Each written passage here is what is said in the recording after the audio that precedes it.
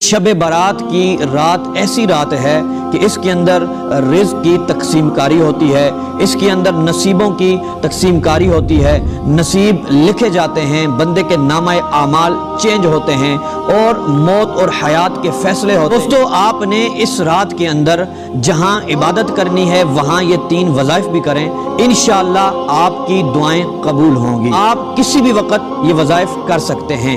آپ نے سب سے پہلے درود پاک پڑھنا ہے 11 مرتبہ، اس کے بعد آپ نے ایک تسبیح استغفار کی کرنی ہے، استغفر اللہ، اس کے بعد 100 مرتبہ آپ نے آیت کریمہ پڑھنی ہے، لا الہ الا انت سبحانک انی کنت من الظالمین، اس کے بعد آپ نے 100 مرتبہ لا حول ولا قوت الا باللہ۔